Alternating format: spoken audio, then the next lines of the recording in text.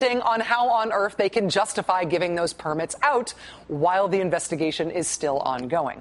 The government making sure that drilling is safe, that is a core government function. That's what regulation is for. That's what we think of the government as being capable of doing and needing to do. The individual humans are not capable of making sure that giant oil companies drilling 5,000 feet under the sea are doing it in a way that is going to keep us all safe. And who knows, maybe there are good-hearted oil companies out there who are only out for the general welfare. I'm an oil man because I love dolphins. It could happen. Maybe that exists. But on the odd chance that it doesn't, what the Interior Department appears to be sort of blowing right now is a really important thing that government is supposed to do. Yes, it is about keeping people alive and keeping millions of barrels of oil out of the Gulf of Mexico again and not destroying America's fishing industry. It is about all of those things. But you know what else it's about? It is about politics. When Barack Obama put out his announcement that he was running for re-election today, the Republicans put out an immediate response to it. And look what they go after President Obama for on the first day of his re-election campaign. Watch this. We hoped, and you hoped. My hope is, but hope isn't hiring. Did you catch that little quick thing there? Not quite subliminal, but did you catch it? Wait, what was it? What? Oil disaster. Huh.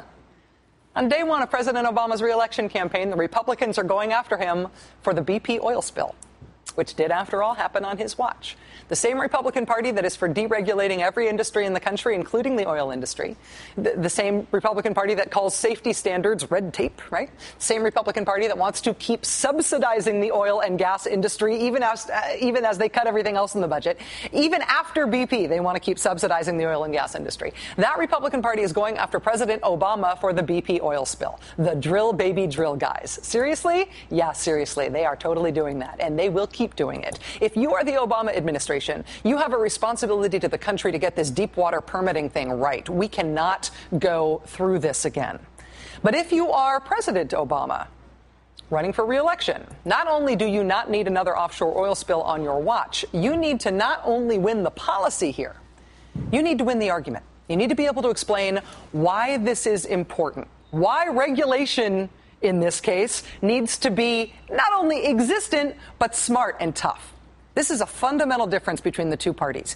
Is there a role for government in protecting the public interest when corporations won't necessarily do it on their own? Is there a role for government or isn't there? You do not have to think corporations are evil to recognize that there is a role for government, whether it's enforcing safety standards for aging Boeing 737s or withholding permits until the wildly profitable oil drilling industry can get its act together on its blowout preventer technology that has been proven to be faulty. It is the overall idea that government has a role to play. Conservatives do not agree with that idea. Government is not the solution to our problem. Government is the problem. Government is the problem. No role for government. That is the conservative case and the conservative cause. It always has been. It hasn't always been the Republican case and the Republican cause, but in this year, the conservative movement and the Republican Party are one. This year, in this Republican Party, that is the same thing. The conservative cause and the Republican cause are government can't do anything right. We need to get rid of government. And for the 2012 presidential campaign, Republicans have just handed President Obama the platonic form of this distinction between the parties. Even for a country that is sort of bad about articulating abstract concepts about the social contract and whether or not we like government in the abstract, the one thing that everybody knows they like, frankly, is Medicare. If you are over the age of 65, buying private health insurance is a ridiculous prospect. To any insurance company, your 64 previous years on this earth look like a pre-existing condition. So we made a deal in this country that once you are 65, you do not have to be in the private health insurance market anymore. You are in Medicare. The Republicans today introduced their official budget proposal, which kills Medicare. Phases out Medicare over 10 years, privatizes it, and then gets rid of it. If you are 65 years or over, in the Republican vision of America, you can go buy private health insurance. They will give you a coupon. Good luck with the whole being old thing. This is the difference between the two parties. This is at least the difference between the conservative vision of how America should be changed and what everybody else thinks.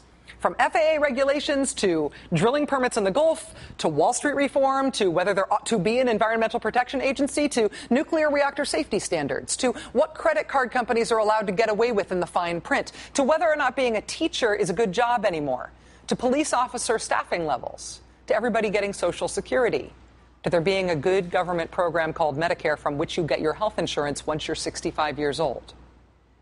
Is government important? Is there a role for government? There is a fundamental difference in vision about whether or not we ought to insist on a government that runs well because it has important work to do, or whether government work, by definition, because it's government, is never important. In fact, it ought to be dismantled, privatized, hacked off. The White House says that President Obama's re-election effort starts today. Republicans picked today to announce their intentions to kill Medicare. This is a long, slow curveball over the plate if the president and the Democrats are willing to try to win this next election by winning the big argument.